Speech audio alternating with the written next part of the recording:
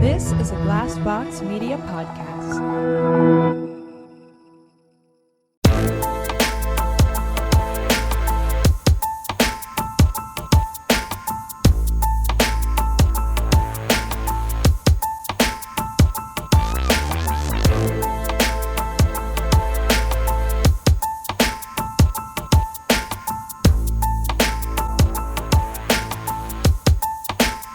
Welcome to My Worst Date. I'm Cassie. I'm Keegan. I'm Christina, and I've got COVID. You got the vid. It finally came for you. It finally came. I'm so upset. I thought for sure that, it missed me with that shit. It's 2023, and no, this is a forever situation now that we've gotten ourselves into. It couldn't have come at a better time. Like, I don't have anything else to do with life right now. Mm-hmm. Oh my God. Literally, you have everything going on. Yeah. Yeah. Well, I wanted to share with you guys. I sent you guys this article from Vice, which is probably one of the best written articles I've seen in a long time. So shout out to Mary Frances Snap. The title of the article, "What's in My Slutty Everyday Carry Bag?" And I like to be prepared. It must be the Capricorn in me that just really wants to be prepared for any situation you might find yourself on a date. And I think she's got some good stuff in here, but I think she's missing a few key items. Okay. So I wanted to share it with you guys.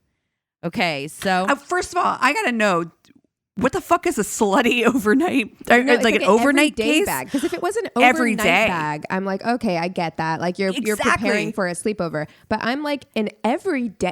Every day? Every day. You just... Well, hey, if you're out on the scene, if you're dating and you want to be open to whatever comes your way, it can be an everyday bag, So...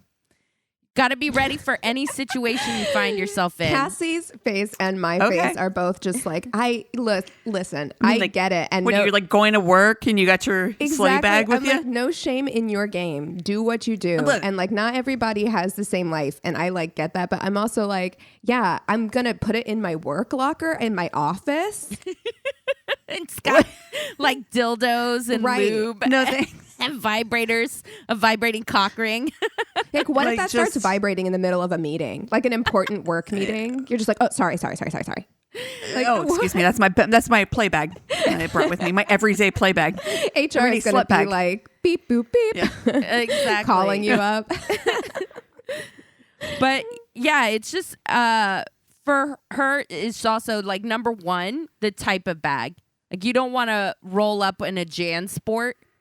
You know what I mean? A full-on backpack. So, I feel like I might be the backpack girl. You're fully backpack. Like, what do they call it on Succession? The ludicrously capacious bag. Giant bag.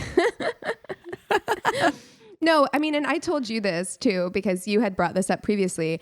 I carried the smallest bag possible. Like I hate lugging around big bags. So like my purse is actually too small. Like I actually can't keep everything in it that I want to keep in it.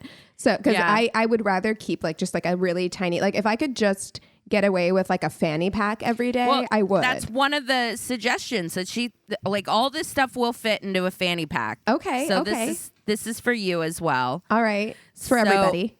It's for everybody. Exactly. So her first suggestion is hankies. Okay. Hankies are not obsolete.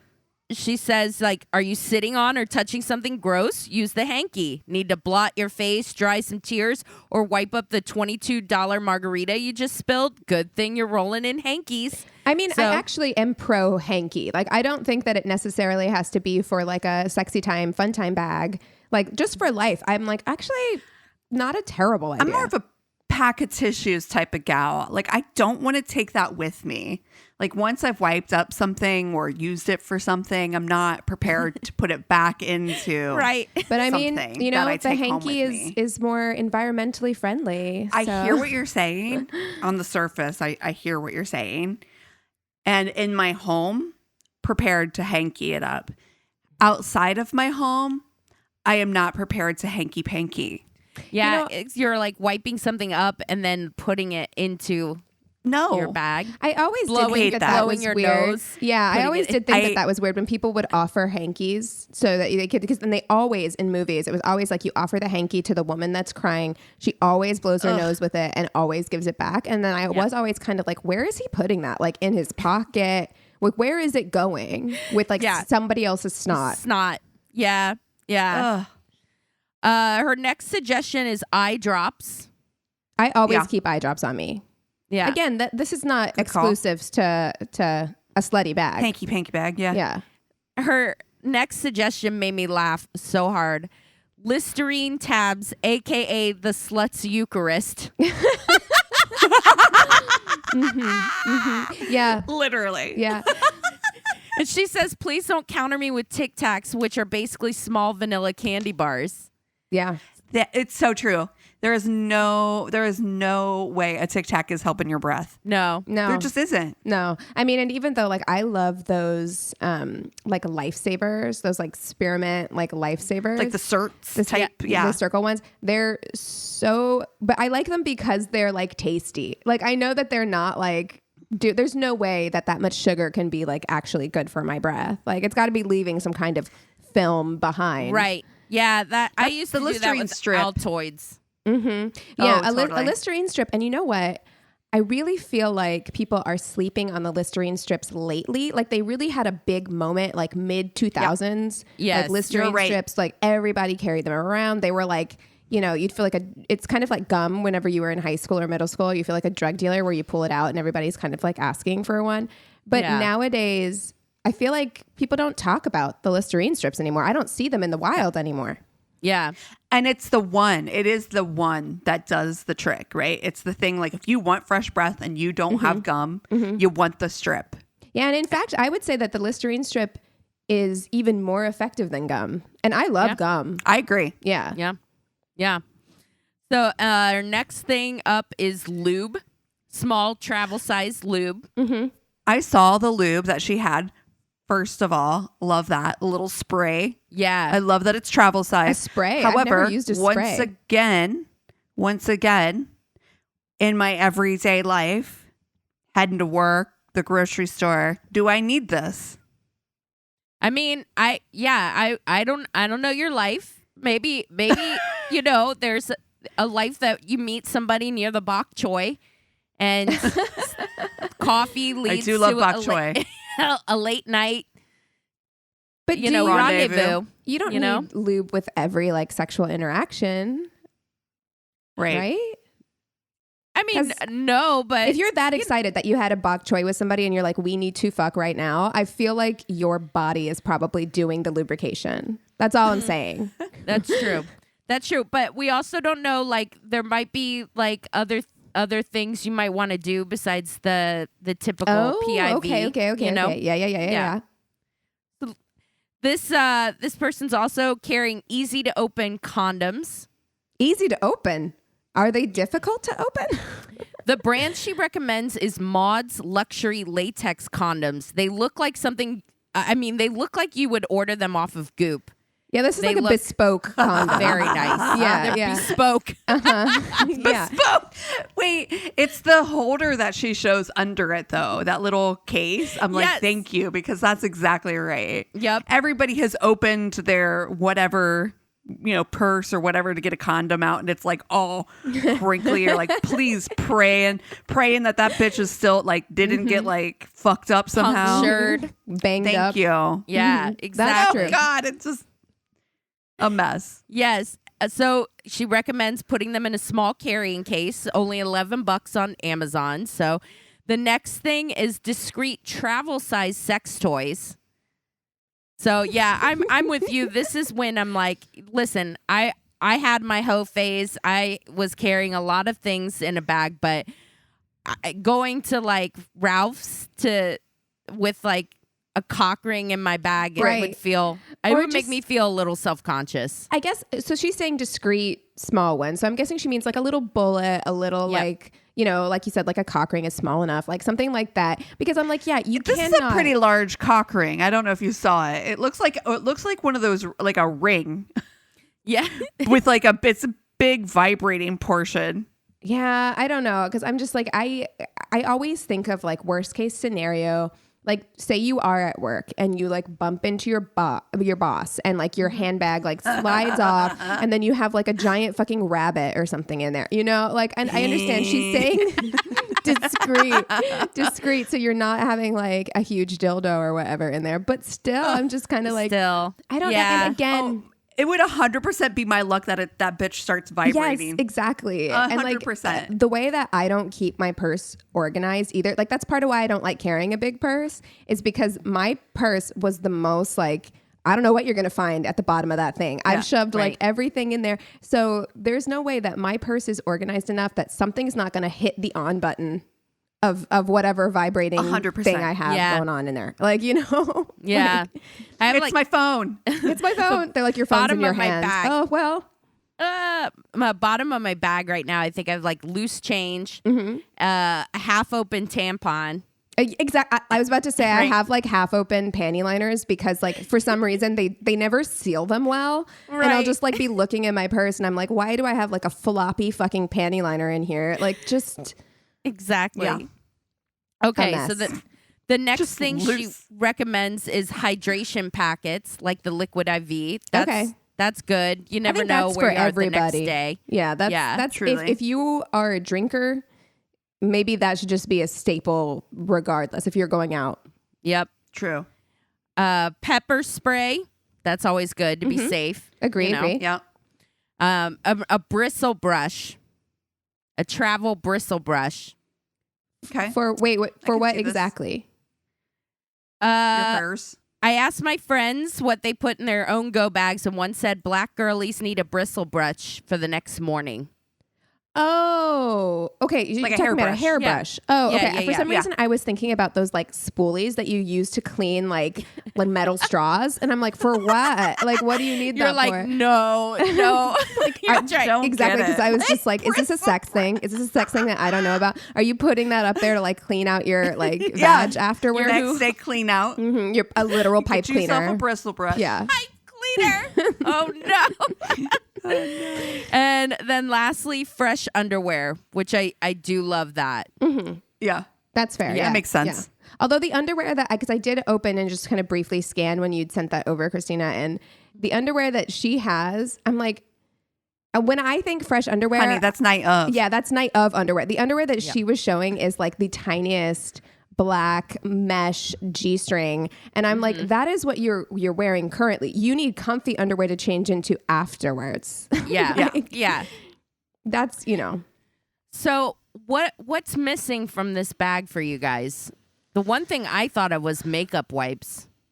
Gotta have something in there to take off. You don't want to look like a raccoon the next day. Right. I think, there's a few makeup items, period. Because if it's like you're like, oh, impromptu, I just met somebody, I would want to have a little bit of concealer in there, something I can like touch myself up with in the bathroom, like a little powder or whatever.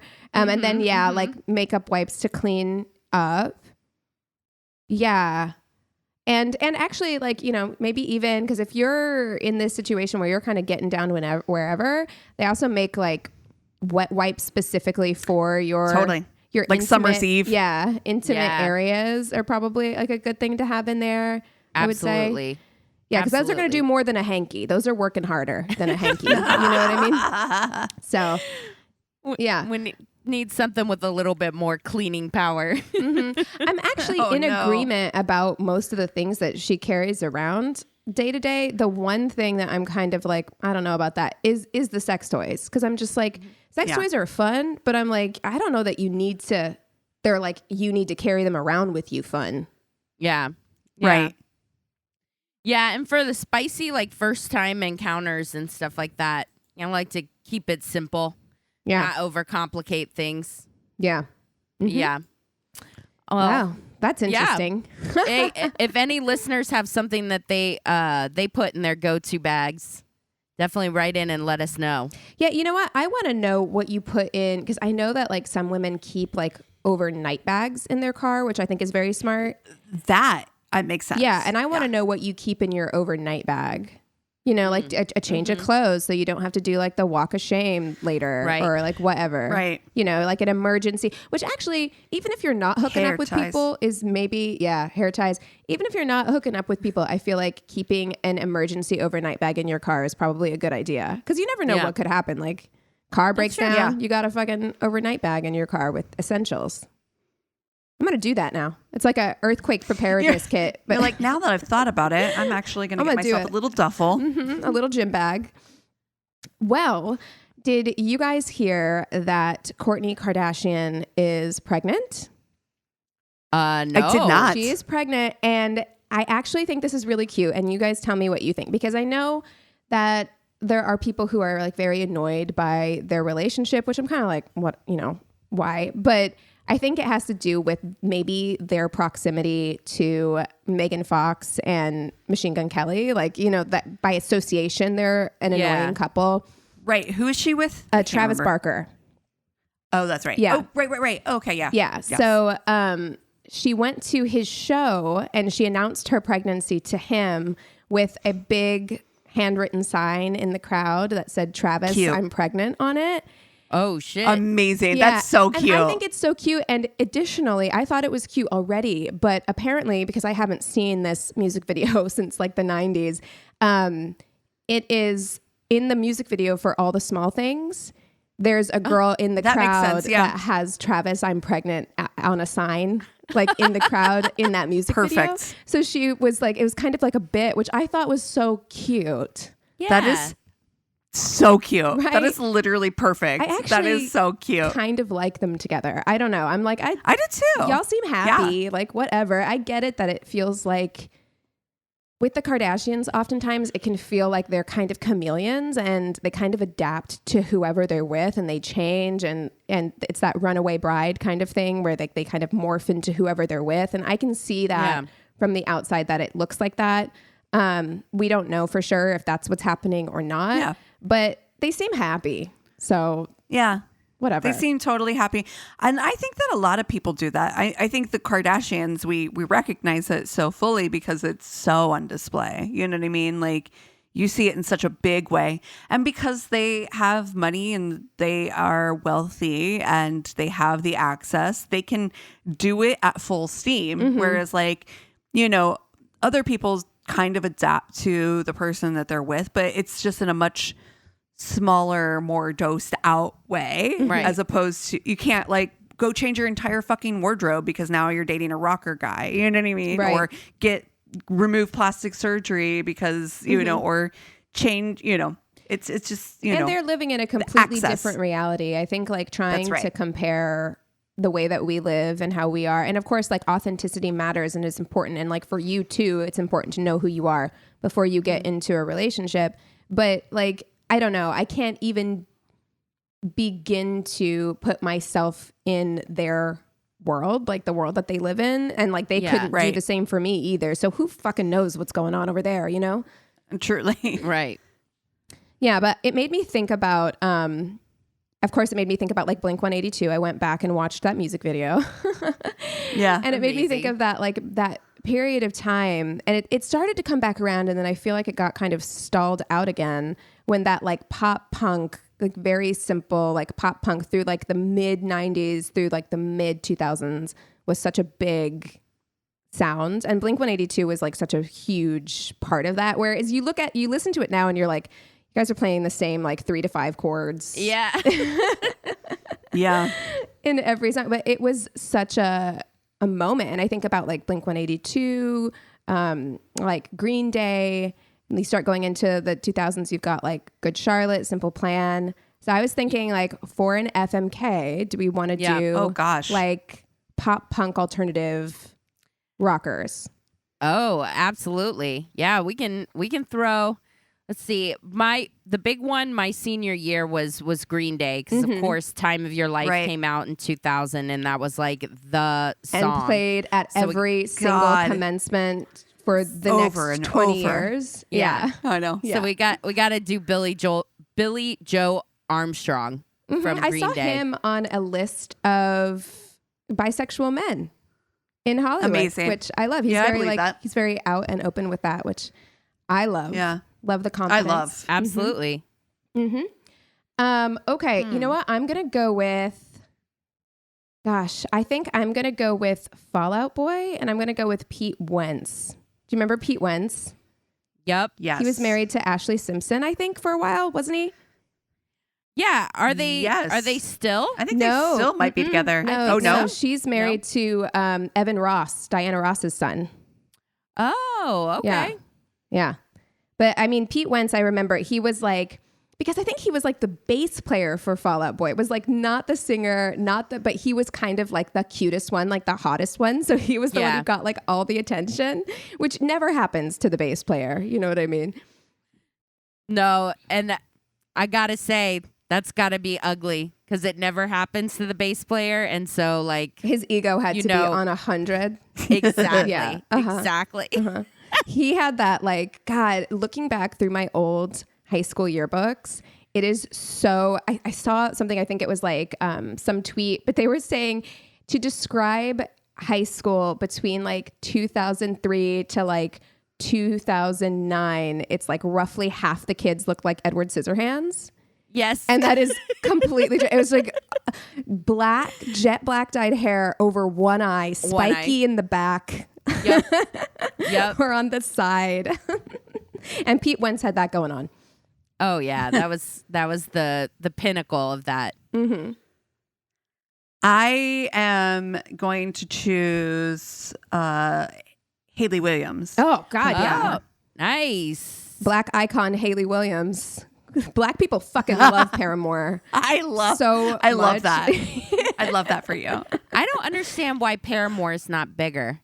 They're really good. Paramore is great. I mean, and they're big in good. circles. Like in certain circles, like Paramore is huge. And they were really, really big when I was in high school. Mm-hmm. Yeah. And Hayley Williams' solo stuff is also good. Like she's just Also, great. I think that it's funny because like people who are Paramore stans will fucking go fight you. hard. They will fight you to the death. Mm-hmm. Yeah. Mm-hmm. Mm-hmm. I don't find myself to be in that category, to be fair, but I love like Paramore. I'm not like a hardcore. I mean, that's the thing. Is like I like, and I'm not gonna. It's how I feel about Taylor Swift. Like I like her stuff. I'm not gonna not. You know what I'm saying? But it's like people like are like I will fight you. I will die on this hill. Like no, people band. will lay their lives down to protect Hayley Williams 100%. Protect her at all costs. Yeah, absolutely. Okay. We got Pete Wentz, we got Hayley Williams, and we've got Billie Joe Armstrong. I went through when American Idiot came out, I went through a very strong Joe Armstrong moment where I was like, this man is everything. Right? That was literally my least favorite album by them. I remember when that kind of like ruined them a bit for me when that album came out. I don't know why. I guess I was so much more used to that Dookie Green Day. Yeah. You know?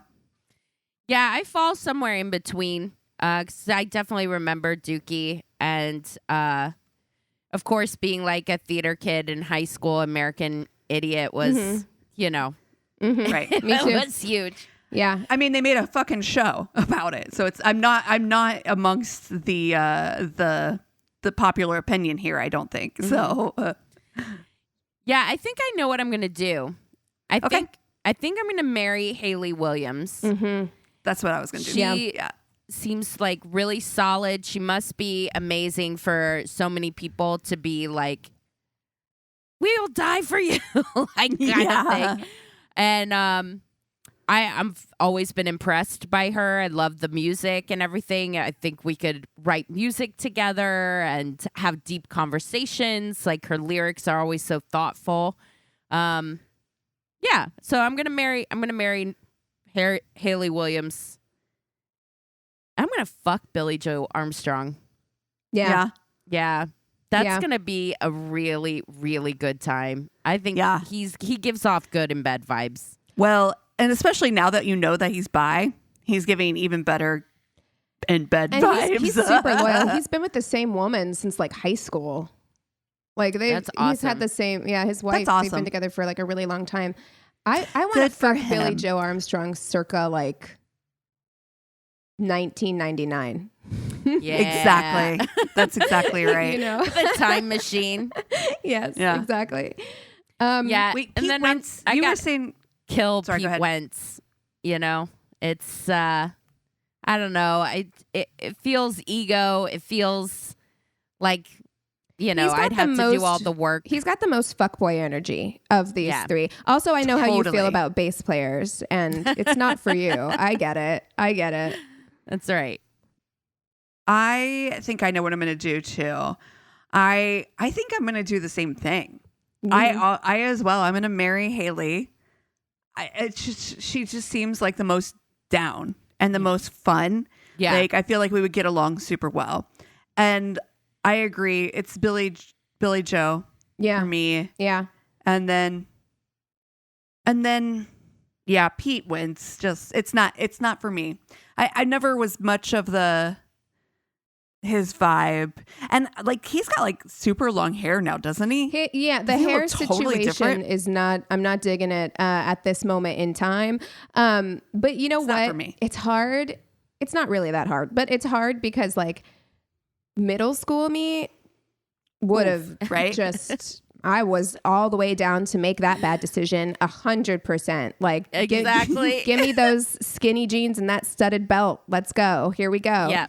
But I think today's me, I really don't think you could go wrong marrying Hayley Williams or Billie Joe Armstrong. I think that they're both good options. I remember Yeah. watching like an MTV thing with Billie Joe Armstrong where it was like, it wasn't a reality show, but they were like in his house with his family and his kids. And he's such a like family person that it's like, it's Oh, funny that's that you wouldn't nice. think that, you know? Yeah. But for me, I mean, I would be just like tarred and feathered if I didn't marry Hayley Williams. Like, I feel like I simply must. Wow. I simply Oh, wow. must marry Hayley Williams. She just seems so fucking chill. Like, I feel like our Yeah. relationship would be so Totally. chill. She also, I don't remember what it was, but she's not afraid to be political. She called some shit out on stage recently. Nice. Love it. That was pretty cool. Billie Joe Armstrong also obviously not afraid to be politically. We Political. would, line up as well. But I am going to do the same thing as you guys, even though there is a small part of me that the curiosity to fuck, that Pete to Wentz? fuck Pete Pete Wentz? Wentz. Peter Wentz. Pete Wentz, I'm curious. You definitely want to use some of those bespoke condoms. Yeah. You're gonna need to like triple bag it. I think probably. Yeah. Oh no. Um, no. Which don't do that. That's bad advice. Wait, so who is, for some reason in my mind, he was the one that was married to Cameron Diaz. Who is that? Oh, that is Benji from Good That's right. Charlotte. And then his twin brother, That's right. Joel, is married to Nicole Richie. That's right. Yeah. So Nicole Richie Okay. and Cameron Diaz are sisters-in-law. That's amazing. Oh, that's so cute. Yeah. Isn't I that love this for awesome? them. Yeah, me too. Yay. So yeah, sorry to that man. Sorry to Pete that you got triple killed here, but it is Sorry. it is what it is, what it has to be. Yep. We do have some new patrons that we want to give Yeah. shout outs to, or one new patron actually. So a big worsty welcome, Patreon welcome to Chissa Woodling. We are so excited to have you as part of our Patreon family. I saw that you sent us a message. I am not ignoring you. I will respond to you as soon as we are done recording here. And you do have some suggestions for us, which we always love to see. So thank you so much for reaching out with those. Keep them coming. And if you have anything else, we just love to have you. Yeah. Well, you guys want Yay. to take 5 and then we'll come back with stories? Yes. Sounds good. Cool. And we're back. All right. Cass, you have the Tainted Love this week, so you kick us off with stories. All right. Sounds good. Okay. So I've had this one sitting in my deck for a while. I think it's pretty funny. So it starts out, I'm dog sitting at my friend's house and I'm there alone with the dog. I decided to invite this guy I've been talking to on Tinder over.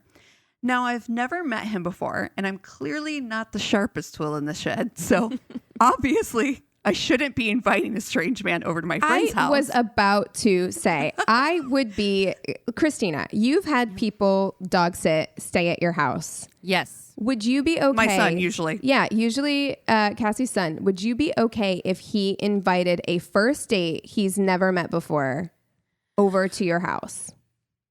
Yeah, the first date, that would probably be like really awkward.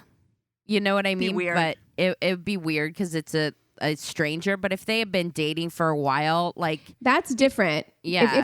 If it's a significant other, I feel like that's different. Although I do still feel like you should like, I don't know, just inviting people over to someone else's house is kind of shady to me. But like a first date, like we advocate never having a first date come over to your house. If I knew that somebody was bringing a stranger over to my house, so now they know where I live around my stuff. Yeah. Yeah. No, I feel like, and my animals and shit. No. I'm most worried about my dog for sure.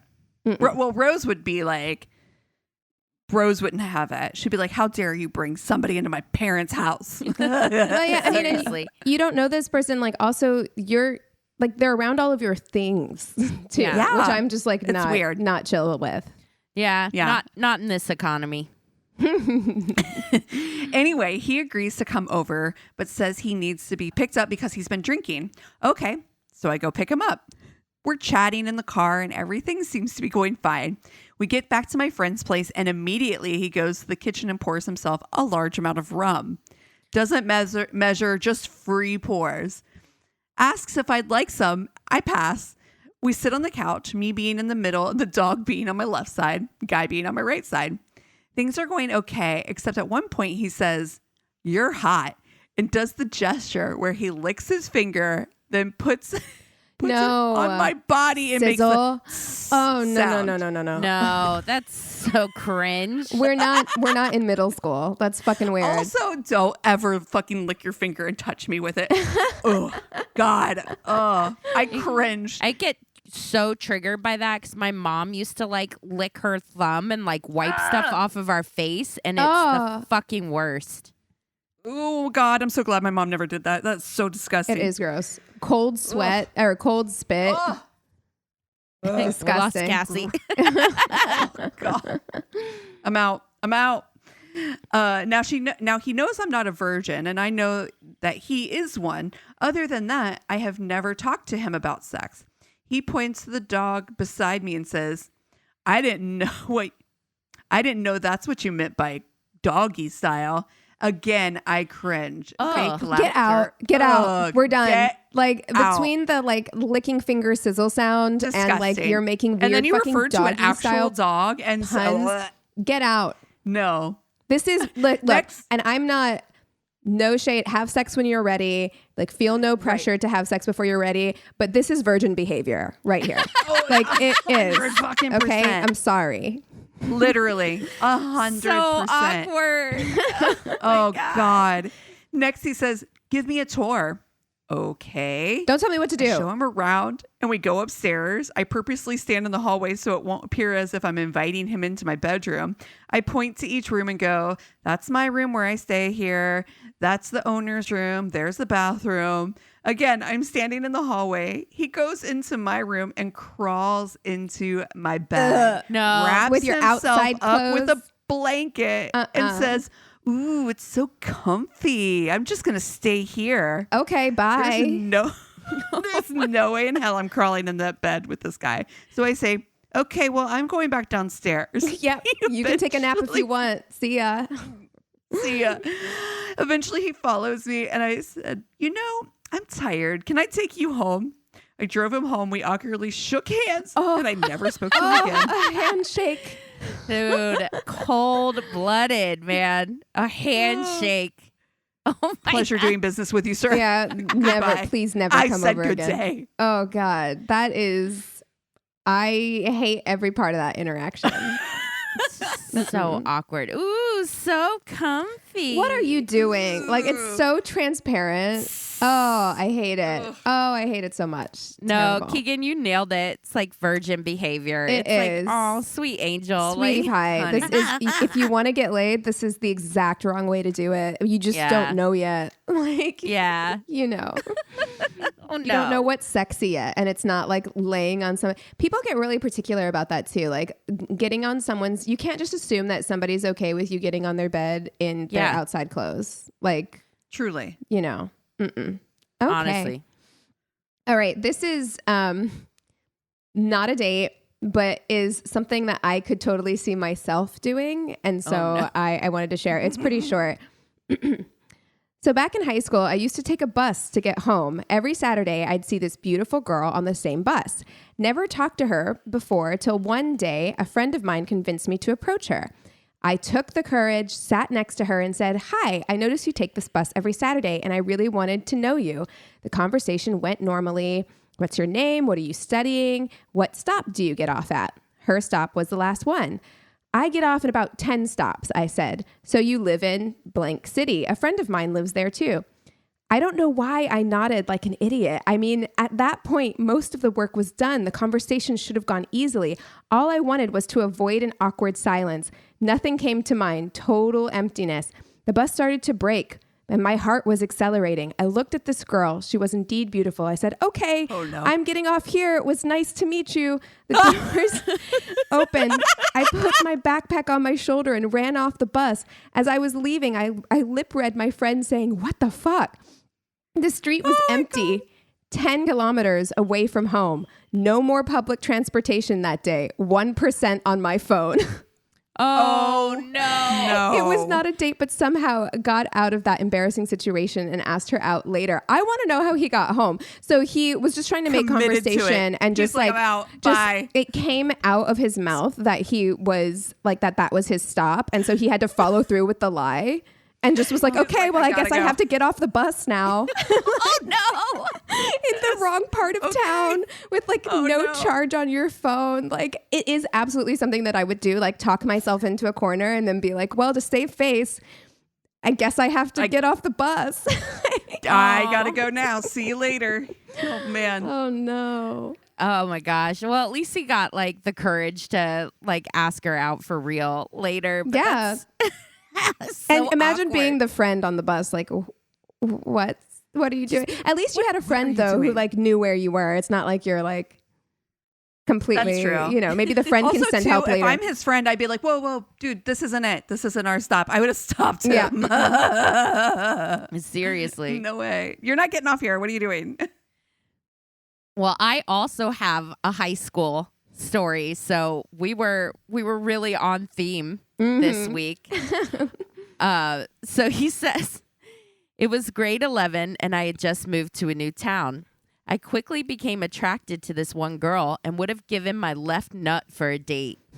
We got paired up to be partners in our food and fabrics class. Food and fabrics, which is like, what is that? Is that like a I know, fancy honestly. like home ec? Yeah, That's exactly what it is. Yeah. It is. And I totally pulled out all the stops. I was doing whatever it took to get a date with this girl.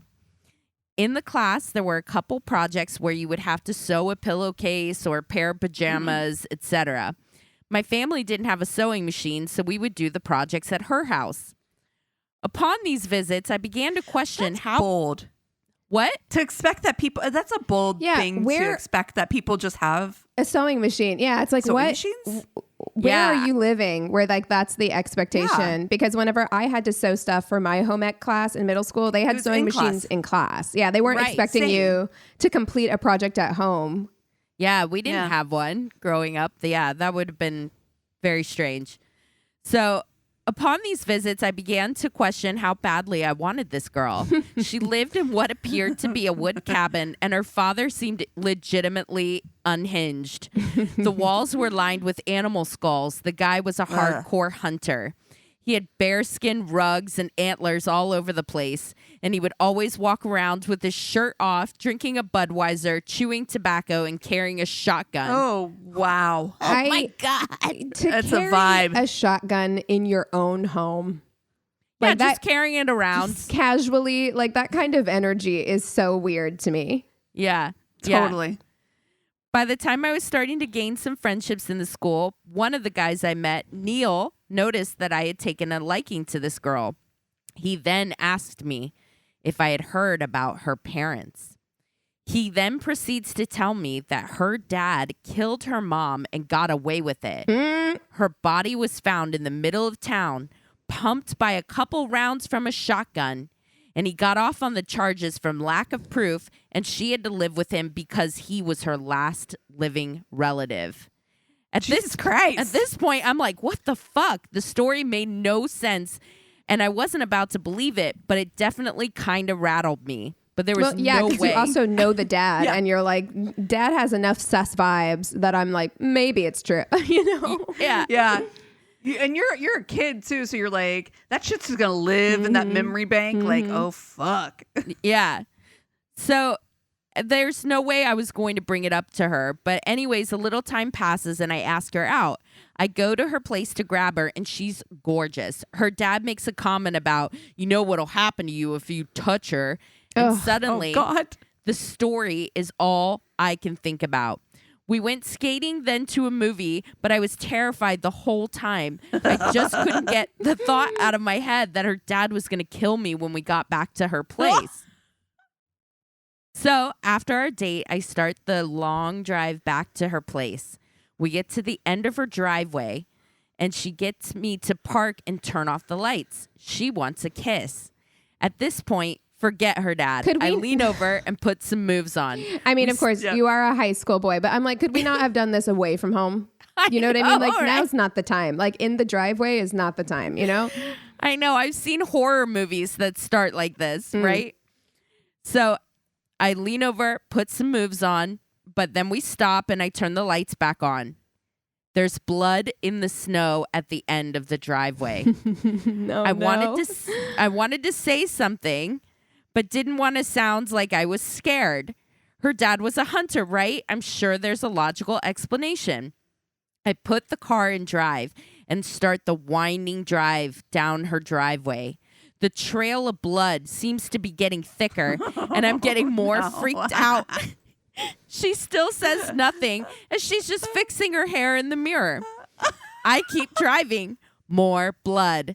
I turn the last corner of her driveway and see my headlights shift from the trees to her father, standing in the middle of the driveway, covered in blood. This really blood is all around him. a fucking horror show. Like a horror movie. Yeah. Huge fucking knife in hand, and what appeared to be a naked human body lying at his feet. I start hyperventilating. Suddenly, I'm crying and don't know why. And then I pissed my pants. Oh, no, baby. Her dad has to take me to the hospital. Turns out I have had mild asthma for my entire life and had a panic attack. The dad had found a bear at the end of the driveway, shot it and drug it down the driveway and skinned it. Or at least the part I saw before we got back. Gross. Anyways. Oh my God. He just like starts hyperventilating and pees his You know what? Like, it is kind of interesting because it's like we all would like to think that in a situation like that, when we're watching horror movies and we're like, I would do this, that, or the other, I would react this way. Wouldn't. It's like this guy knows exactly how his body is going to react. Yeah, there you go. In a horror situation. And it's to have a panic attack and pee your pants. Like, that's most likely Honestly, mine too. He psyched himself up so heavily though. Yeah. Like, you're just like, how much of that was a natural reaction and how much of that was just his anticipation of something bad? Right. You know? He says, anyways, that was a little over 3 years ago and I'm still with the girl. Her dad likes to call me a pussy all the time, except that we've gone on hunting trips together and I'm pretty sure he's a fan. Turns out that Neil was just a jealous ex. Her parents had just split up. And I've met her mom now, and she's pretty awesome, too. So that was my worst thing. What a fucked up thing to say to somebody. Like, honestly, like, What to make the up that kind of, like, absolutely insane story about someone's parents. What the fuck? Yeah, exactly. So that this guy's so freaked out, he's just like, oh my God. Amazing. Wow. Well, at least God. she understood too. That's pretty nice. I mean, Yeah, she wasn't like, oh my God, what if, like you didn't protect me. You didn't do anything to Right? like if there was like your dad. really like a knife wielding psycho in the woods. yeah, exactly. we know who we can't trust in that situation. Yeah. Right? I'm on my own. Well, you guys, Listen, all I gotta do is beat him, and that's fine. Run faster than this guy. I think I got it. well, you guys want to take 5 and come back with the Tainted Love? Yes. Sounds good. Sweet. And we're back. I have the Tainted Love, and I'm going to apologize in advance because this is a somewhat long story. I have had this on my radar for a while now, and it's called The Fatal Attraction Killer. Ooh. And it's The Fatal Attraction Murders. There's a show, a 3-part series that Oxygen did that I watched. Also, I got some sources from a Medium article. Medium, great source. Great source, Yep. yeah. A couple other articles that I found online. But this story is about the murder of Betty Jean Solomon. So I'm going to tell you a little bit about Betty. Betty and Paul, both very sweet. Betty was actually, when she was in high school, was going to marry her high school sweetheart, but he ended up passing away, I think from like a car accident before they could get married. So like before they even had a chance to get married. I know, very sad. But Betty Jean ended up going to college at SUNY, and that's where she met her soon-to-be husband, Paul. They met while they were in college. She was a freshman when they met, and she even decided to drop out of college her sophomore year because they ended up getting married. Very 1960s, early 70s. Yeah, sophomore space in high school, like that. College. Oh my gosh. College. I was like, what Yeah. are you, like 15, 16? No. Sophomore in high school? Yeah, no. Okay. No, sophomore in college. Okay, Yeah, okay. they met in college. Yeah, she was a freshman in college when they met. Sophomore when she decided to drop out. And they I have got high school married on the in brain from our stories, I think. Oh, Yeah. right. Totally. They got married in 1970. And then shortly after they got married, they ended up moving to Alaska for a short period of time. They had their daughter, Kristen, in 1973, and then they moved back to New York to Scarsdale area. This is where he got a job as a teacher at a local school, and she started working at the local bank as a teller. And so they had a, great relationship. Everybody on, she's lovely. He's sweet. He's a very nice guy, very well respected at his school. Enter Carolyn Warmus. Carolyn Warmus is new at the school. She just graduated from college, moved from Michigan. She grew up in a very wealthy family in Michigan. And it's 1989. Like I said, fresh out of college, went to Columbia grad school. She starts working at Paul's school as a teacher. She's a 5th grade teacher. And at the school, they do this thing where they like pair up like more seasoned teachers with, younger incoming teachers. And Paul was her mentor. And, Paul's 40 at this time. She's 23. And like I said, Paul's her mentor at the school that they taught at. One day after school, Paul's like, hey, me and some of the teachers, we're going to go grab some drinks. You should come with me. No big deal. And she's like, I get there and I'm the Nobody only else is one there. Of course, the classic trap. Major shock, right? So she's like, okay, this is obviously a ploy. And she's like, at that time, she's like, I didn't know he was married. She's like, he never wore a wedding ring. So when things got a little flirty, she didn't think anything of it. And, she was like, okay, cute. I'm into him. And so they, made out a little bit and got their flirt on, right? Yeah. And How do you feel though about like, I mean, I know like workplace relationships happen. Like as an adult, that's where most people meet other people. But I'm like, I don't know, man. I don't think I would want to date or get involved with anybody where I'm working. Don't shit where you eat. That's exactly right. Yeah. Exactly right. I personally, 23-year-old me would have made this mistake. Me too, 100%. probably. Yeah. a little bit older guy, kind of good looking, into him. I respect him, or so I have this kind of like image that he's smart. Yeah, I love a good brain. Yeah. So I would have definitely 23-year-old me would be like, okay, yeah, it is. Sense me. I think it's a lesson you have to learn either personally or by proxy. Like everyone has a friend who like fucked up at work, or you have a coworker who's fucked up at work, and you're like, oh, that's right. Yeah. Yeah. And also too, I will tell you, as somebody who has had a job since I was 13, I will say that those are the kind of mistakes that you make as a high school student working. Oh yeah. I definitely dated somebody when I worked at Applebee's. Yeah. Right? Yeah. Right. Like, I will say that, like, by the time I was 23, I was a different 23 than her situation, which is that she kind of had that college life.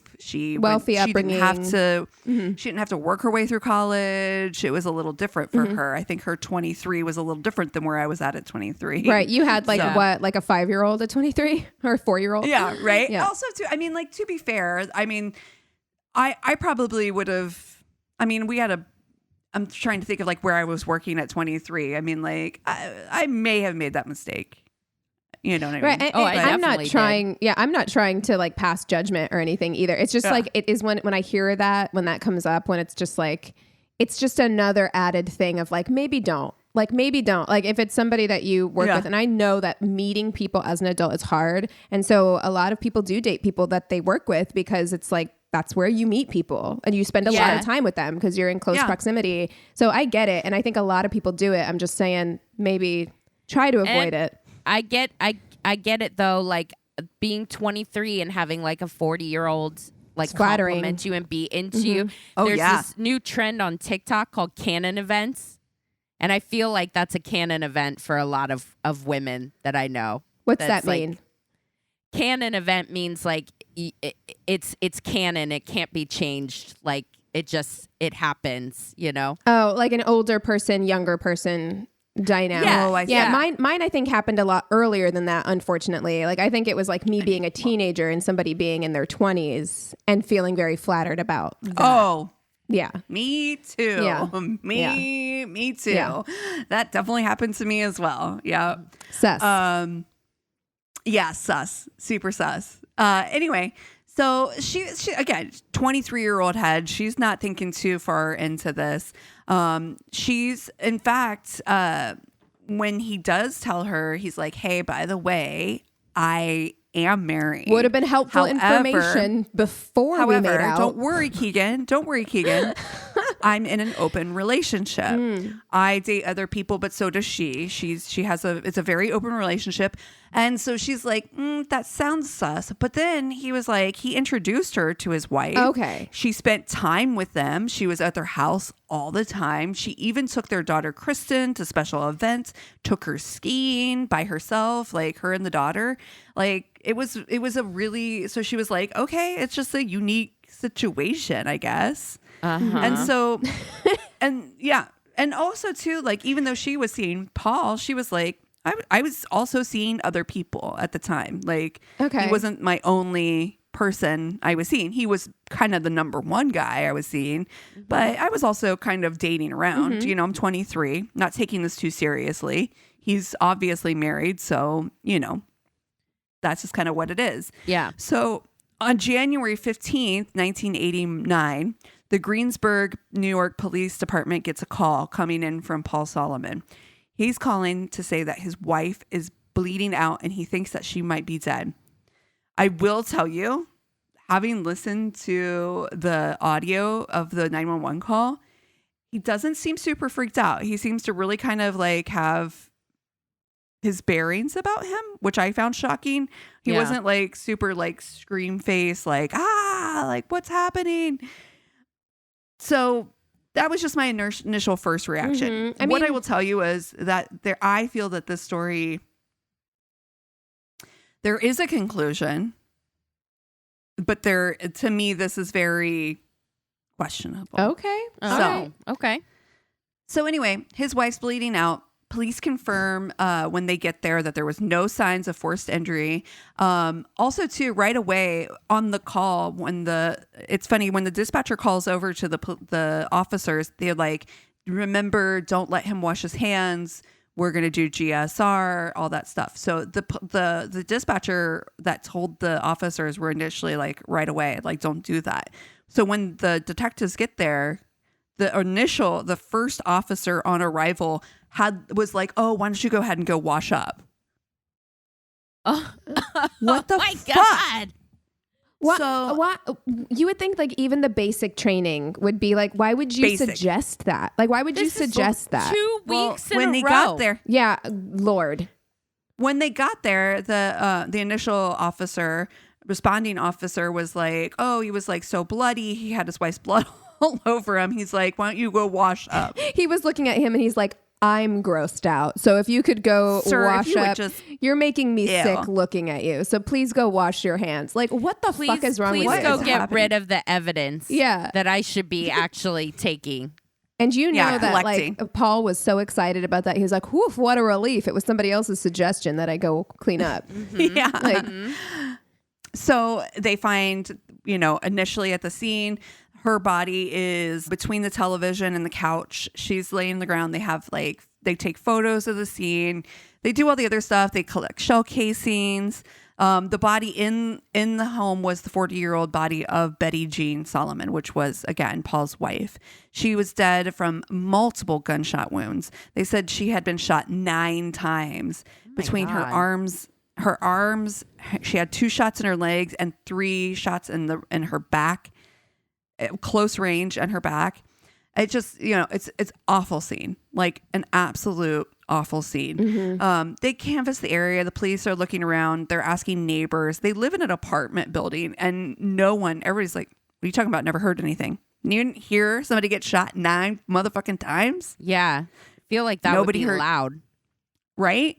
So first of all, police are like, okay, well then there must have been some kind of silencer on the gun to have like at least muffled the shots because this is definitely the scene of the crime. And they do find bullets. And in the ballistics report, they do note that the bullet did travel through a silencer. So they were able to confirm that that's likely why. But then, of course, they had no witnesses at all for this shooting. So it was just, they have what they have at the scene. And, right away, Paul is obviously first looked at because he found his wife. This is all very suspicious. So they're like, Paul, we're going to need you to come down to the station, have a little talky talk. And Paul, of course, is not, he's like, luckily their daughter, Kristen, had been on a ski trip with friends. So she was out of town. He said that he and Betty had woken up late that morning, had sex, had a late breakfast, watched some TV. And around 2:00, he got a call from Carolyn Warmus to meet up with him that night at the Treetops Lounge in Yonkers. So at 6:30, he went bowling in Yonkers and then went to the lounge to meet up with Carolyn around 7:30. He said that she arrived about 20 minutes later. He said that they sat and drank at the bar, and around 10:30, they went out, had sex in her car, and he got home, around 11:30, 11:45, right? Okay. So that's kind of his timeline for the night. Paul, though, they questioned him pretty heavily, but he retained counsel right away, as you should. And he was like, almost became impossible for the police to have any, initial contact them with him after that first interview, right? So now everything's got to go through the lawyers. But, Carolyn, for her part, just to confirm the alibi, the police reach out to her and she's, completely cooperative. They bring her in. She corroborates that she met with Paul as he had stated. She knew that he had told Betty that he was going bowling. That's what he'd told her. Which I find a little bit sus because if the wife knows that you're in another relationship or seeing other people, why do you have to lie about where you're going? Yeah. And I guess you know what I mean? So it's like you either half lied or at least, partially, right? So yeah, well, I mean, it seems weird anyway. I mean, even though she like met the wife and everything, which again, at 23, probably I could do enough mental gymnastics to be like, it's probably fine then. You know what I mean? But like, if you guys are all hanging out together, this never comes up. Like, you never discuss it. Like, like all together. 23-year-old me doesn't. But 23-year-old me I'm does like, not I would bring feel this like up. that would be weird.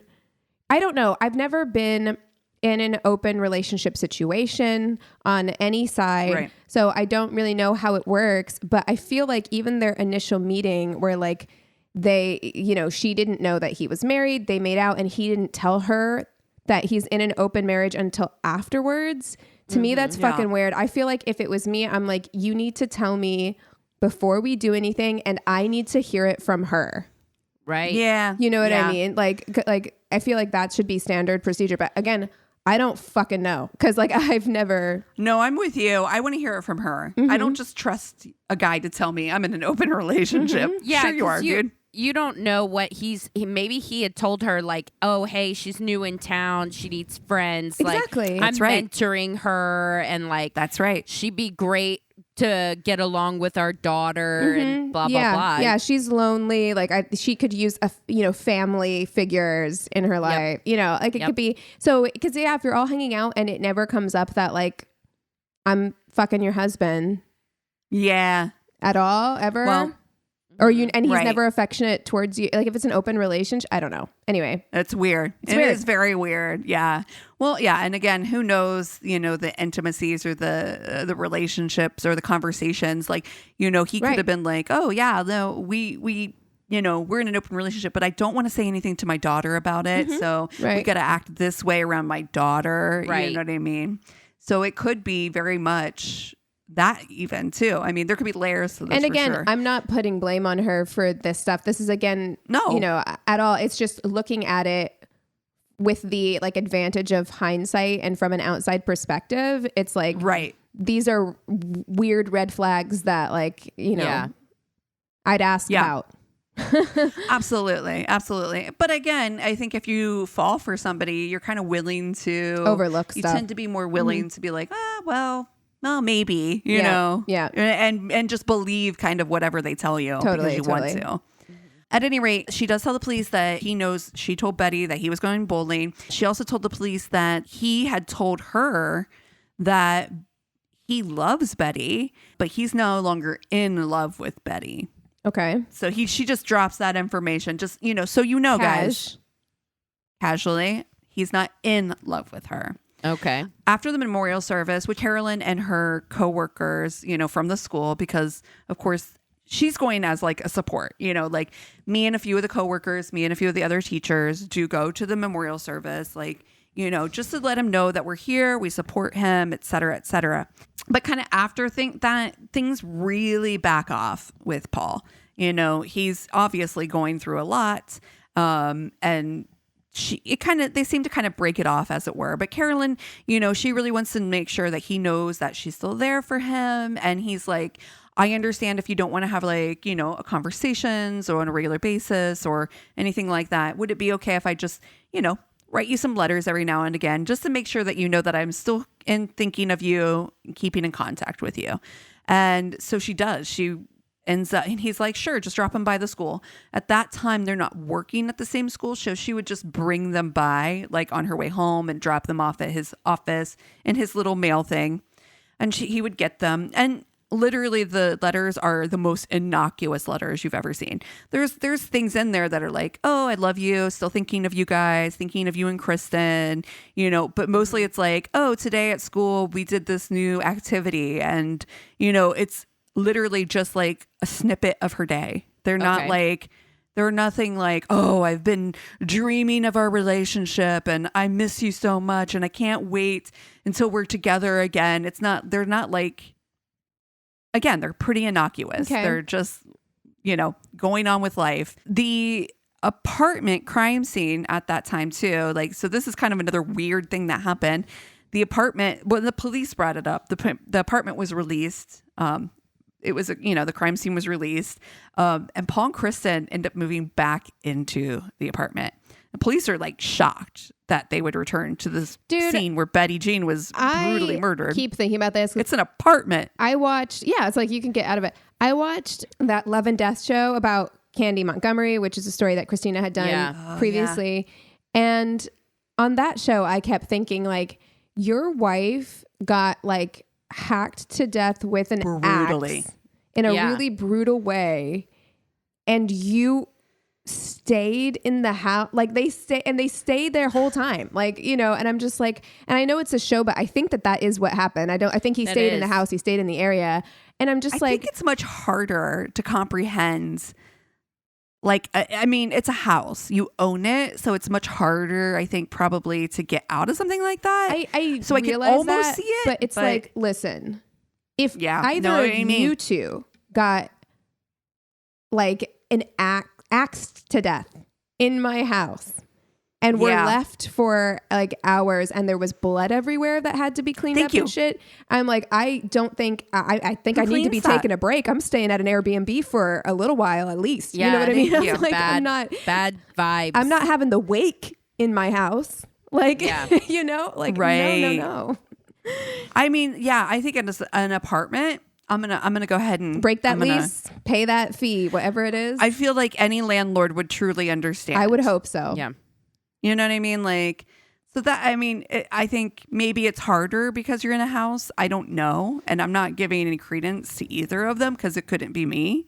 But yeah, I thought that was pretty odd. And I mean, like, you're bringing your daughter into the home. There's blood all over the carpet. I mean, dude. Well, you get like Stanley Steamer up in there. Like, I mean, I feel like if you're in an apartment, your landlord needs to pay to replace that carpet. Yeah, you're gonna have to get like actual. I think there's actual like crime scene cleaners that you have to hire. But I mean, but shouldn't your landlord cover that? I don't know. I just feel like they should, because I'm just like, I don't know. If you were to move out, they'd have to replace it anyway. It's their property. Rip up this carpet. I don't know. I don't know how that works. At any rate, then the communication ends up stopping because they actually, the letters and whatever, because school's out, right? So she doesn't, Carolyn doesn't hear from Paul for a while, and she doesn't think anything of it. She starts kind of she's seeing other people. She's dating and whatever. And then all of a sudden, kind of out of the blue, she gets, comes home one night from work or wherever. She gets to her house and Paul's waiting out front, waiting for her. And she's like, oh, hey, what's going on? And she was like, it was a really weird like scenario, but she was like, he asked me, did you have anything to do with my wife's death? And she's like, absolutely not. Did you? Because you're the number one suspect. And I'm also concerned that, you may have had something to do with this. And he's like, no. And so she said that night they kind of rekindled things. They had sex. They, went up to her apartment. Wait. So after he accuses her of murder, she's like, wow. They what? They fuck? I mean, and also for her to be like, well, I've been kind of questioning whether or not you had anything to do with it. And I'm like, girl, then why did you keep the line of communication open? Like, why are you writing him letters and shit if you're like maybe kind of concerned that he might have killed his wife? Like, wild. Yeah, it's a very what sus. Are you doing? The whole thing is very sus. But again, like this is a little out of the blue, right? So they start to kind of rekindle stuff, whatever. He it's all very weird, right? So Paul is still talking to the officers about everything. He's continuing to be like kind of investigated, through his attorney. And, this next time that he's interviewed by the police, he's in the presence of his attorney and he's like, oh, and by the way, that girl that I was dating, Carolyn Warmus, she could be a little bit jealous. So I just want to make sure I brought that up. He went to her house, accused her of murder, fucked her, and then went to the police and was like, just so you know. I don't like that. The jealous. Like all right. Paul seems like a piece of shit. I just have to say.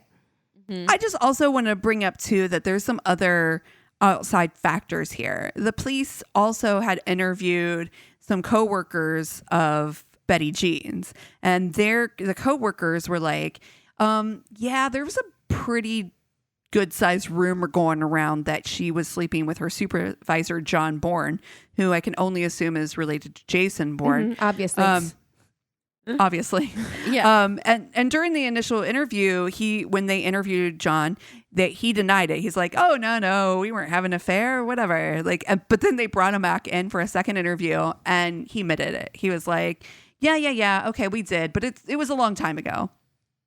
That is literally the last thing you hear about John Bourne and that relationship. So I also have questions like, was that investigated further? Anyway, this is 6 months afterwards. There's past the point. This is when, like I said, Paul had shown up. Carolyn does end up going out of town. She heads to Michigan. This is summer break for them. So she heads to Michigan. She's visiting her family and she's checking her voicemails and her messages remotely from home during this time. It's the 90s, but I guess you could do that with Yeah, we had a machines. phone number that you could call to get your voicemails Messages. from home. Yeah. So anyway, she was checking her messages and she gets a message from Paul. And this is like, just like 10 days after he had come over and kind of rekindled things with her out of the blue. And he's like, "Hey, I'm in Puerto Rico. Come join me here." I'm in Michigan. And it's pretty far from Puerto Rico. Yeah, but she's also comes from money, so it's not like that big of probably a deal for her. She ends up changing her return flight from Michigan to go back to New York to end up going to Puerto Rico instead. And so she gets there and she says from her story, she's like, "I get there, he's not at the airport." And so she's like, "Okay." So she's like, maybe because on the connection she ended up getting on an earlier flight, maybe he didn't get the message from the hotel because she had called the hotel to let them know, like, "Hey, let him know I got on the earlier flight." And she's like, "Okay, maybe he didn't get it." So she goes to the hotel, looks around for him everywhere. And of course the hotel's not going to be like, "Oh, he's in this room," of course. Right. So she's just like looking around kind of the lobby area, kind of hanging out, waiting to see if he shows up. Maybe he ended up going to the airport. Maybe they miss each other, whatever it is. So she waits around and she's like, doesn't hear anything. So she's finally like, okay, the hotel that he's staying at doesn't have any rooms available. So she goes to the hotel across the street, gets a room, and she's like, still calling, like, what's going on? And so she decides, she's like, she doesn't have any way to like really reach him other than the hotel. So she calls his house phone in New York and she's like leaving a message. And imagine getting stood up in Puerto Rico. Oh my God. Truly. Seriously. And so she's calling. She's like, "Hey, Paul, like, I'm here. I'm in Puerto Rico. I don't know what's going on. Like, I tried to catch you at your hotel." Like, she's like starting to get like a little annoyed. And then suddenly he picks up. So this is all recorded message, by the way. He picks up. He's in New York. He's picks up. He's in New York.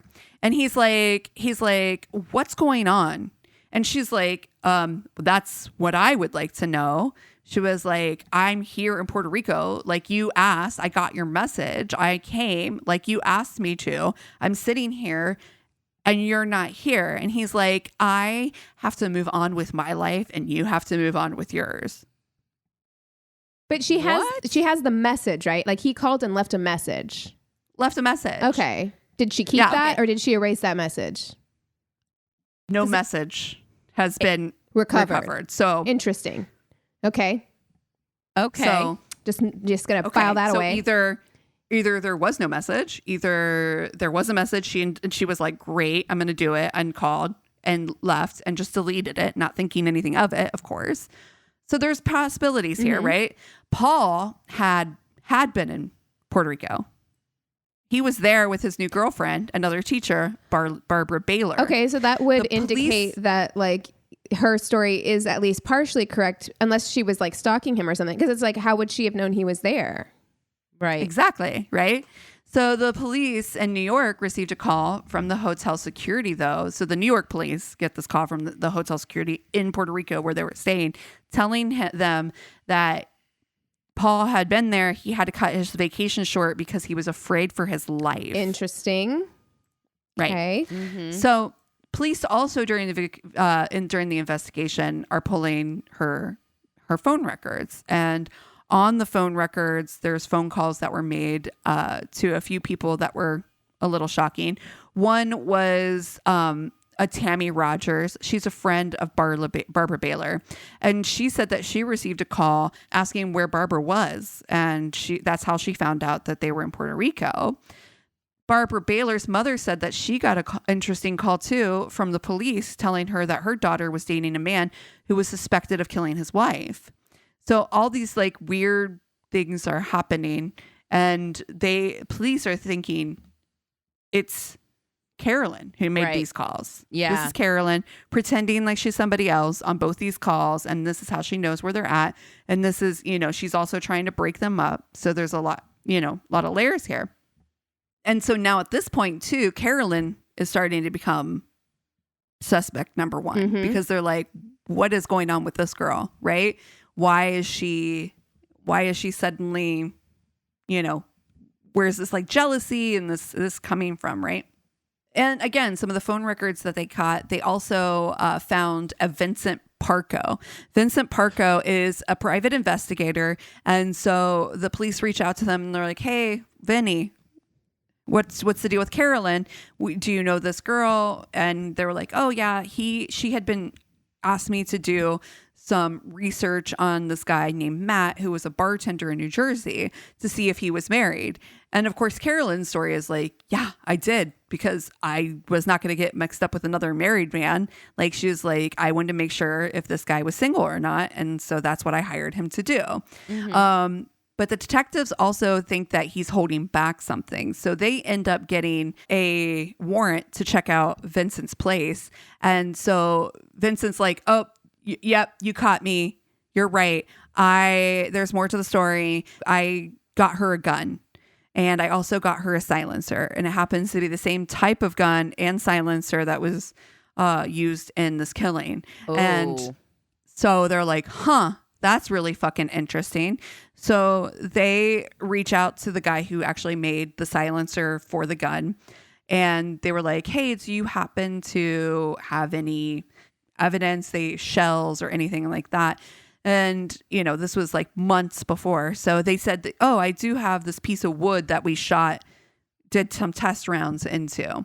And so the police believe that they now have a connection between the gun and a match from those bullet holes that corroborate that this was the gun that was used, right?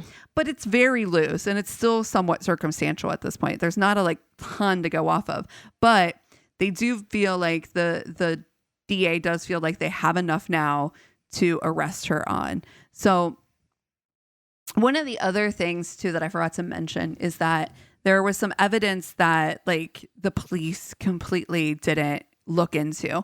One of the things that one of the officers, one of the detectives noticed in the police crime scene photos was that there was this glove on the floor somewhat close to where the body was. And so when he went to look at in the evidence, it wasn't in the evidence. When he asked Paul to look in his apartment for the glove, couldn't be found.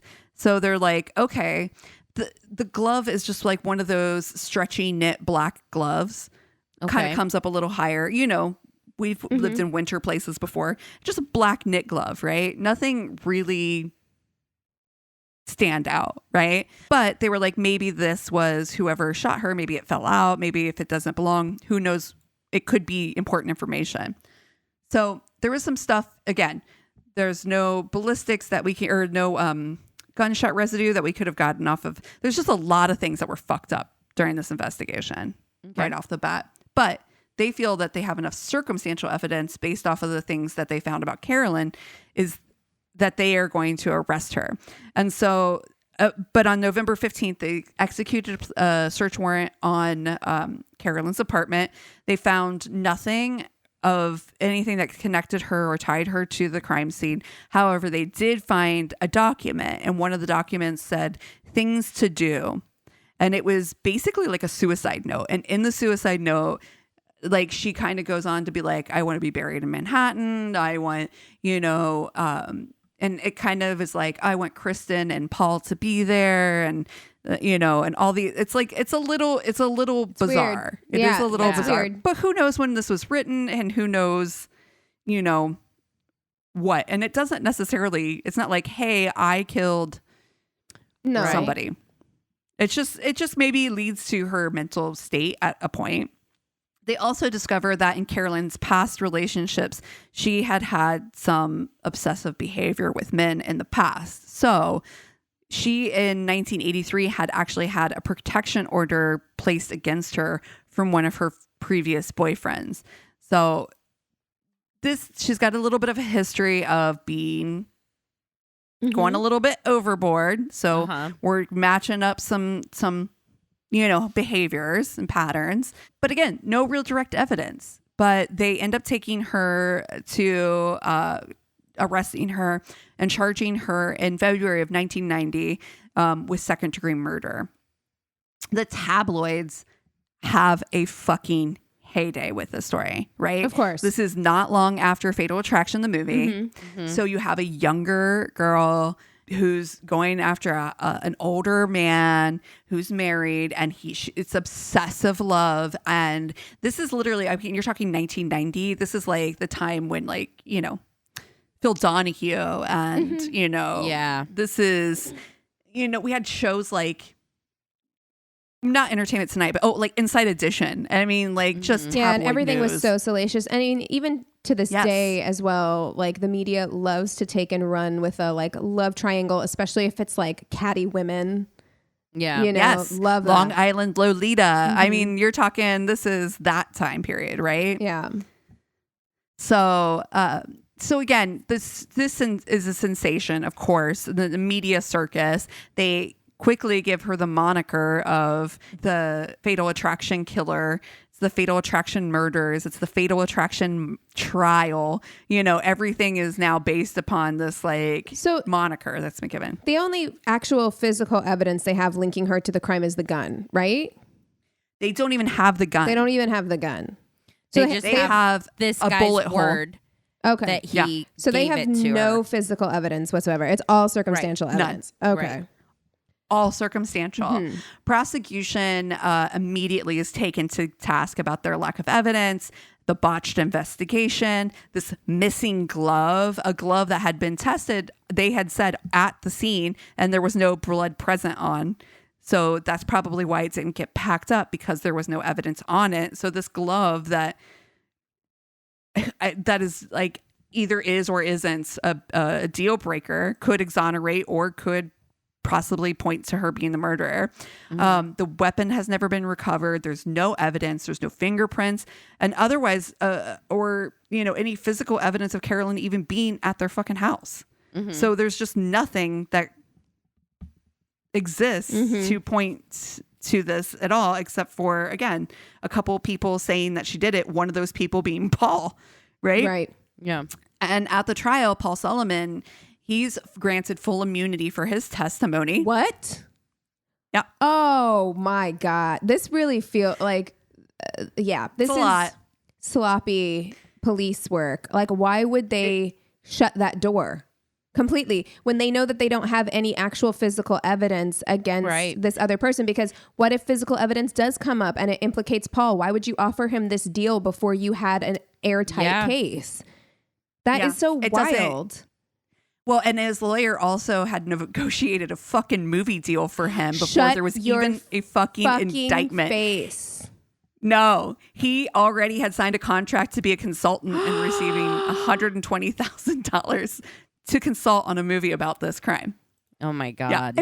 Also, fucking insane. Think about being Betty's family. If I fucking found out, if this was my sister, my aunt, my whoever, if I fucking found out, her sister was by him the entire fucking shut trial. up. If I found out that like my sister was murdered and her husband had signed a fucking deal to make a movie about her death while the trial was going on.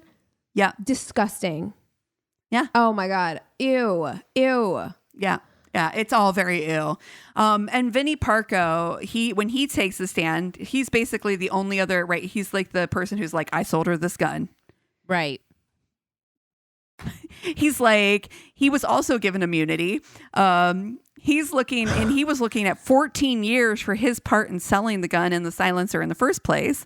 They just an really wanted unregistered to firearm. get her. I'm not even saying that she didn't do it. I'm just saying like all of this is That's what I'm saying too. It's so fucking targeted as like they wanted to get her so badly that they would let other people who committed actual provable crime. Well, not provable because you don't have the gun, but he's confessing to a crime to you. Yeah. Yeah. Well, and the other thing was too, her lawyer was like, we don't want to put you on the stand because you're a sexually active woman and we don't want that to go on trial. And it could look bad for you. Yeah. Get it together, everybody. Yeah. Yeah. He, like I said, he was given immunity. This man was also teaching a class at the Learning Annex called How to Get Anything on Anyone. Like he's literally teaching a class called How to Get Anything on Anyone. Like, sir. He's like, it's the most wild thing. He's just like, and the lawyers are like, dude, you pretty much are telling people you were like, you would lie, steal, do anything to make a case. And you say that in this class that you teach. So, okay. Yeah. The other person that the prosecution brings to the table is a Patricia January, who is the school nurse. Mm-hmm. And she just reeks of school nurse. And she's like, Carolyn told me that she got a gun and she claimed that she didn't have any bullets and she would never use it. It was like the weirdest fucking thing. Like she was like, it was very much like, yeah, I know something. I really want to be involved in this more than she's just a really sus person. Tammy Rogers, of course, testifies that she got that call from Carolyn, who identifies herself as Madeline during the call. And the other thing was too, I'm not saying that Carolyn didn't do it. I'm just saying that there is not enough evidence that I see that makes her the main suspect in my book. Mm-hmm. However, there are some real things that do come up that you're like, that ain't good. I don't like that. The call records that she has, that the police have of her from MCI suggest that there was a call that went to a Ray's Sports Shop. And Ray's Sports Shop is a place that you can buy bullets, you can buy ammunition, all kinds of stuff, right? And on their records, it shows a call from her phone. It also shows that ammunition was sold to a person with a driver's license of Lisa Katai. And so they bring Lisa Katai on the stand, and she says during the summer she was working at this place. She said her license went missing, and that she worked right next to Carolyn Wormus. No credit cards were stolen, nothing else, just her license. So it was some really suspect shit going on there. Mm-hmm. Mm-hmm. Ray's Sports Shop couldn't identify Carolyn, and the videos that they had already been taped over. So they were only last for 30 days. So if they had caught that earlier, they might have gotten actual video proof of whoever was buying bullets. In the evidence for the prosecution, they show the actual MCI phone bill. And the defense is like, well, we have a copy of the same bill. And that time and date, it's not Ray's Sports Shop that she's calling. It's her mother in Michigan. So that's weird. And so the whole case is like, it's basically phone bill against phone bill. They're like, which one of these phone bills is correct? And so they're like, okay, bring in MCI, have them tell us. And MCI confirms that the one that the police had was the correct phone bill. So she did call Ray's Sports Shop. So it's not looking good for Miss Carolyn. The defense doesn't have a ton of witnesses. They have a guy named Joseph Lazella who apparently was driving home from Atlantic City one night, got lost, and ended up in the bathroom at the Brunswick Bowling, where he says he overheard two men. The first one saying, "Did you bring the money?" And the other man asking, "Where's the gun?" And he says, "It's in the deepest part of the ocean." I have to say, these are the most sus witnesses I have ever fucking heard heard in my life. Like all of these people sound like they belong on like a made for TV court drama. Like it's so truly, like ridiculous. It's straight from casting.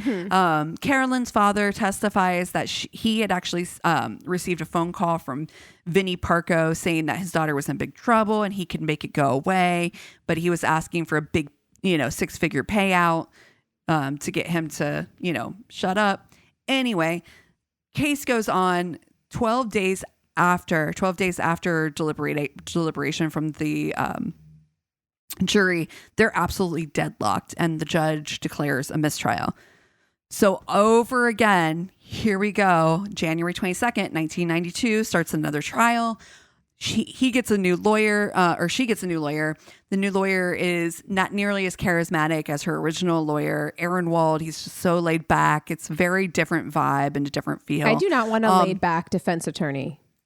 No, thank you. Go on record. I want aggressive, sweats a little bit too much of defense attorney. I'd probably stick with the one that at least got the mistrial. You know what I mean? Got me off. Yeah, exactly. Exactly right. Suddenly also too, there's a new piece of evidence. The glove manifested itself out of thin fucking air. Paul Solomon suddenly found it in his apartment. Okay. Just, I guess, what, a year and a half later, he finally finds this glove. Well, I mean, if I'm a lawyer, I'm like challenging that as evidence, like the chain. Absolutely. That's oh my God. So exactly what happens, because the lawyer is like, chain of custody. There's no proof that this is even the same glove from the original crime scene. They do find a receipt from Carolyn saying that she had bought a similar glove with the same SKU number at Filene's basement, and the judge admits it. Here's my thing: 1,000 things that could be, 1,000 fucking things. That glove could have been gloves she bought, but then she gave to Kristen, the daughter. Or, it was as a gift, or who knows, because apparently Kristen has a full recollection of wearing those gloves on a ski trip. So suddenly it's like, oh yeah, no, that glove's definitely hers. It's just the weirdest. It's the worst evidence in the world. Mm-hmm. After a second trial, though, they do come to a guilty verdict. She is sentenced to 25 years to life. After 9 months, though, she does face another charge for the conviction of the forgery from the MCI paperwork. And she just takes a plea deal for that. Mm-hmm. Warmis spent 27 years in prison. And during that time has been doing nothing but submitting appeals for new DNA evidence to be examined. She's like, there's so much more testing available than there was before. There's DNA, that these were things that didn't exist before. But she's out now, right? She did 27 years. She was released on parole on the 17th of June in 2019. Wow. Can you imagine coming out of prison just to go into COVID lockdown? Woof. Right after? Hate that. Yeah. Yeah, that would suck. She is working though currently with attorneys to help overturn the conviction as a whole, because even though she served her time and it's done with, she's like, I want to be exonerated for this crime.